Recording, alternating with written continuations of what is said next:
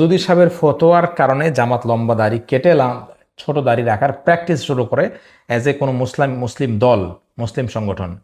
এরপরে তো বর্তমানেও এটা কন্টিনিউ হচ্ছে এবং হয়তোবা কিয়ামত পর্যন্ত যতদিন এই ফিতনা, এই ভ্রান্ত আকীদা যতদিন পর্যন্ত চলমান থাকবে ততদিন পর্যন্ত কিন্তু এই প্র্যাকটিস তারা করে যাবে। আপনারা যদি সাদিক কায়েমের দাড়ি দেখেন, তারপরে সুলাইমান অ্যানালাইসিসের দাড়ি দেখেন, দেখবেন যে ছোট দাড়ি।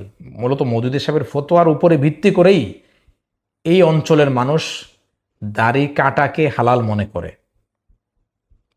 আর যারা সেকুলার মানুষ বা যারা হচ্ছে সাধারণ মুসলমান, তারা তো এটাকে তারা এটাকে পছন্দ না তাই রাখে না, বা এটাকে গুনাহ মনে করেই তারা রাখে, বাট এটাকে এবাদত মনে করে, বা এটাতে কোনো অসুবিধা নাই, এই চিন্তা আবিষ্কারক, এই চিন্তার মওদুদী সাহেব। সো আসসালামু আলাইকুম রহমতুল্লাহ। আজকে কথা বলবো মওদুদী সাহেবের ফতোয়া ফলো করেই যে জামাত ইসলাম দাড়ি ছোট রাখে, এবং তাদের যে দাবি যে মওদুদী সাহেবের হচ্ছে কোনো ফতোয়া তারা মানে না, তারা ইমাম মানে না, কোনোভাবেই তাকে ফলো করে না, কিন্তু তলে তলে সব কিছুই ফলো করে। এইটার প্রমাণ আমি আপনাদেরকে দলিল সহকারে একদম ওনার লেখা উর্দু কিতাবের পেজ নাম্বার সহ দিব। তার আগে একটা ছোট্ট করে বক্তব্য শুনে আসেন।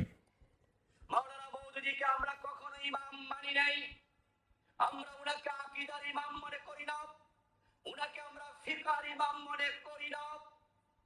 এজন্য উনাকে নিয়ে আজকে যে এই 2 ঘন্টা 2.5 ঘন্টা আলোচনা হলো মাওলানা মওদুদীর ওনাকে আমরা ফিকার ইমাম মনে করি না, কিন্তু ওনারা মওদুদী সাহেবের ফিক অনুযায়ী চলে। আমি আপনাদেরকে দেখাবো, আমি স্ক্রিনশটটা দিয়ে দিব পরবর্তীতে। আমি এখন আপনাদেরকে পড়ে শোনাবো হচ্ছে মওদুদী সাহেবের বিখ্যাত কিতাব রাসায়েল ও মাসায়েল। এইখানে দাড়ি সংক্রান্ত একটা আলোচনা আছে। এখানে ওনাকে প্রশ্ন করা হয়েছে যে अच्छा सवाल, क्या आप बता सकते हैं कि किसी सहाबी की दाढ़ी एक मुश्त से कम थी? 145 142 নম্বর পৃষ্ঠা। সেখানে ওনাকে প্রশ্ন করা হইতেছে যে আচ্ছা, আপনি যে ছোট দাড়ি রাখতে বলেন, বা আপনি বলেন যে ছোট দাড়ি রাখলে কোনো অসুবিধা নাই, তো ছোট দাড়ি কি কোনো সাহাবীরা রাখছিলেন? এটার কি কোনো প্রমাণ আপনার কাছে আছে? तो तखन उन्हीं बोलतेছেন जवाब, अस्मा और रिजाल और सियर की किताबों में तलाश करने से मुझे बजुस 2-3 सहाबियों के किसी की दाढ़ी की मिकदार नहीं मालूम हो सकी है। উনি বলছেন উনি কিন্তু চেষ্টা করছেন দলিলটা খোঁজার যে সাহাবীরা ছোট দাড়ি রাখছে কিনা, যেহেতু ওনার পছন্দ ছোট দাড়ি। তো উনি বলতেছেন যে আসমাউর রিজালের কিতাবগুলোতে সাহাবীদের জীবনী সংক্রান্ত যে কিতাব, সেগুলোতে ঘাটাঘাটি করে আমি 2-3 জন সাহাবী ছাড়া কারোর দাড়ির পরিমাণ পাই নাই। সেই 2-3 জন সাহাবীর মধ্যে প্রসিদ্ধ একজন সাহাবী হচ্ছেন আব্দুল্লাহ ইবনে ওমর, যিনি এক মুষ্ঠির হচ্ছে যে রেখে তারপরে দাড়ি কাটছিলেন। এই জন্য আপনার চারো মাযহাবের ইমাম এবং সালাফি আলেমদের মতেও, সালাফি আলেমরা তো বলেন যে দাড়ি কাটাই যাবে না, কিন্তু চার মাযহাবের কথা হইল যে এক মুষ্ঠির উপরে, এক মুষ্টি রেখে তারপরে আপনি কাটতে পারবেন। আচ্ছা, तो एरपर बोलते मौदूदी साहब बोलते सहाबा के हालात पर सफ़े सफ़े लिखे गए, मगर इनके मुताल्लिक ये नहीं लिखा गया कि उनकी दाढ़ी कितनी थी। মওদুদি সাহেব বলছেন যে সাহাবীদের তো জীবনী অনেক শত শত পৃষ্ঠা লেখা হয়েছে, বাট তাদের দাড়ির ব্যাপারে কোনো কিছু লেখা হয়নি। इससे अंदाज़ा किया जा सकता है कि सलफ़ में ये मकदार का मसला कितना गैर अहम और नाकाबिल तवज्जो था। हालांकि मुताखरीन में ये शिद्दत से उस पर ज़ोर दिया जाता है, उससे ये मालूम होता है कि शायद मोमिन की अच्छा ওটা অন্য আলাপ। তো উনি ওনার মতো করে ব্যাখ্যা করতেছেন যে সাহাবীদের জীবনীতে যেহেতু দাড়ির উল্লেখ নাই, এখান থেকে একটা জিনিস বোঝা যায় যে হচ্ছে তাদের কাছে দাড়ির পরিমাণটা কোনো গুরুত্বপূর্ণ বিষয় ছিল না। এটা একটা উল্টা বুঝ কেন দেখেন। উপনিবেশ আসার আগে আমার এক মরক্কি বন্ধু, সে আমাকে বলছে, দেখো ওমর, ফ্রেঞ্চ উপনিবেশ মরক্কোতে আসার আগে মরক্কে এমন কোনো মানুষ পাওয়া যাইতো না যার মুখে দাড়ি ছিল না। মওদুদি সাহেবের কথা হলো দাড়ি গুরুত্বপূর্ণ ছিল না, এটা উনি বুঝাইছেন যে এই জন্য তুমি কাটতে পারো, বাট রিয়ালিটি হইল দাড়ি যে কাটা যায় এইটা কোনো মুসলমান চিন্তাই করতো না, অর্থাৎ এটা একটা কালচারে পরিণত হয়েছিল। তো এইটা একটা বিষয়। তো এই যে উনি, আরেকটা বিষয় হলো যে হাদিসে যেটা আছে যে ওরফুল লেহা ওয়াকসুস শারিব, যে তোমরা হচ্ছে দাড়ি লম্বা করো, বুখারি মুসলিমের হাদিসে আছে। মোস কাটো, কোনো হাদিসেই দাড়ি কাটানোর অনুমতি নাই। তারপরে ওলামাই কেরাম কোরআনের আয়াত দিয়ে দলিল দেন।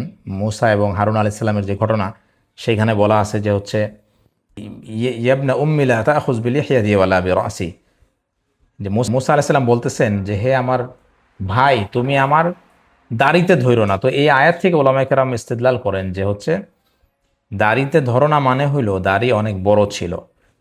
তো সমস্ত নবীদের দাড়ি বড় ছিল এবং সাহাবীদের দাড়ি বড় ছিল।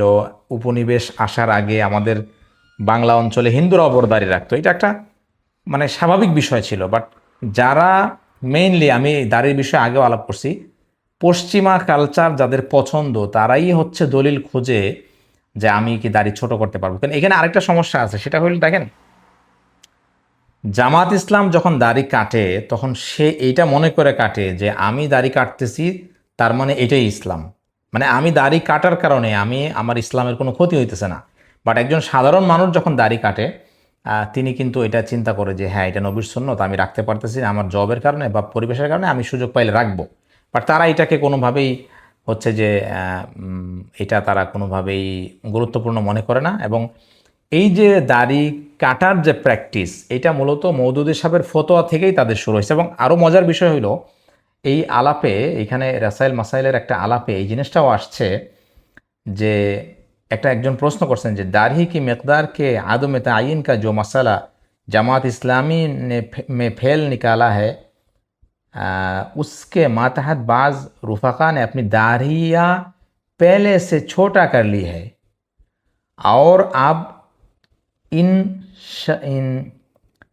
खुशखी खशखशी दाढ़ियों के मुताल्लिक ये ख़दशा है कि कहे ये अहमदी दाढ़ी की तरह उनका भी कोई फ़िरक़े का नाम না পড় যায়। দেখেন কত মারাত্মক বিষয়। মওদুদী সাহেবের ফতোয়ার কারণে কিন্তু ওই সময় তার যেই অনুসারীরা ছিল, তারা লম্বা দাড়ি কেটে ছোট করে ফেলে। অর্থাৎ উনি বলেন যে এটা ওনার মন গড়া ফতোয়া ছিল যে আমি যেহেতু কোরআন হাদিসের কোথাও দাড়ির পরিমাণ পাই নাই, তার মানে আপনারা দাড়ি কাটতে পারেন। তো ওনার এই ফতোয়ার কারণে কিন্তু জামাত ইসলামের কর্মীরা ওই সময় দাড়ি কাটা শুরু করে, যেটা হাদিসে স্পষ্ট নিষেধ আছে যে খালিফুল মুশরিকিন, তোমরা দাড়ি লম্বা করো, মোচ ছোট করো এবং তোমরা মুশরিকদের বিরোধিতা করো। অর্থাৎ মুশরিকরা ছোট করে, তোমরা লম্বা করো। অথচ আমাদের উপমহাদেশে কিন্তু দাড়ি কাটা শুরু হয়েছে এই ব্রিটিশ কালচারকে ফলো করে। তো এখানে উনি বলছেন যে আমরা যে দাড়ি ছোট করতেছি আপনার ফতোয়ার কারণে, এখন তো মানুষ আমাদেরকে বলবে যে এরা কাদিয়ানীদের মতো ছোট দাড়ি রাখে, এরকম একটা প্রশ্ন উনি করছেন। পরে আরও লম্বা আলাপ আলোচনা হয়েছে। তো এই যে রাসায়েল মাসাইল বই, এটা থেকে আমি আপনাদেরকে দেখাইলাম যে মওদুদী সাহেবের ফতোয়ার উপর ভিত্তি করেই কিন্তু জামাতের শুরুর যুগ থেকে জামাত দাড়ি কাটা শুরু করছে। যে মওদুদী সাহেব দাড়িটাকে মানে খুবই নর্মালাইজ করছেন। বাট জামাত যে ক্লেম করে তারা মওদুদী সাহেবকে ফলো করে না, এইটা তারা ধোকা দেয়। তারা বলে যে মওদুদী সাহেব আমাদের আকিদার ইমাম না, মওদুদী সাহেব আমাদের ফিকহের ইমাম না। বাট বাস্তবতা হইল তাদের চিন্তা চেতনা। যেমন মওদুদী সাহেবের, এখানে আপনাদেরকে একটু আমি অ্যাড করি, এটা মনে হয় যে বলা খুব জরুরি। মওদুদী সাহেব একটা জায়গায় বলতেছেন, মওদুদী সাহেব বলতেছেন, मुझे सख्त अफसोस है कि बड़े बड़े उलमा खुद हदूद शरइया को नहीं समझते और ऐसे फतवे देते हैं कि जो सरीहन हदूद शरइया से मुतजाविज़ है। মওদুদী সাহেব বলতেছেন যে আমার আফসোস হয় যে বড় বড় আলেমরা শরিয়ার হুদুদ বুঝেন না এবং তারা এমন ফতোয়া দেন যেই ফতোয়া শরীয়তে নাই, শরীয়তের সীমাকে অতিক্রম করে। এই যে এই ধরনের শব্দ, আলেমরা দিন বুঝেন না, সালাফ পূর্ব যুগের আলেমরা দিন বুঝেন না, এই রকম শব্দ ওনার বইতে শতে শতে জায়গায় পাওয়া যায়। সো এই রকম শব্দ যখন আপনি সাধারণ মানুষ হিসেবে পড়বেন, তখন আপনার মধ্যে অটোমেটিকলি আলেম বিদ্বেষ ঢুকবে এবং কখনো না কখনো আপনার মুখ থেকে এটা বের হয়ে যাবে। যেমন আমাদের সুলাইমান অ্যানালাইসিস ভাইয়ের মুখ থেকে সাহাবীদের বিদ্বেষ বের হয়ে গেছে। এটা মূলত মওদুদীবাদের মগজের ফল, মওদুদীবাদের চিন্তাধারার এটা একটা ফসল। সো আজকের আলোচনাটা ছিল দাড়ি নিয়ে, যে জামাত বাটপারি করে জামাত। তো আজকে এই পর্যন্তই। আমি যতটুকু বললাম, ভালো থাকবেন। ভবিষ্যতে আরও কোনো দলিল নিয়ে আমি হাজির হব। আর এইটা রাসায়েল মাসাইল আপনারা মওদুদী সাহেব মানে জামাত ইসলামের যে ওয়েবসাইট, সেখানে পেয়ে যাবেন। সেখান থেকে আপনারা চাইলে বাংলাটাও ডাউনলোড করে দেখতে পারেন যে দাড়ির পরিমাণ, এটা নিয়ে একটা অধ্যায় আছে, সেই অধ্যায় আপনারা পেয়ে যাবেন। পৃষ্ঠা নাম্বার 180-র আশেপাশে হবে। এডিশনের মানে ভিন্নতার কারণে পৃষ্ঠা নাম্বার ভিন্ন হইতে পারে। ভালো থাকবেন। আল্লাহ হাফেজ।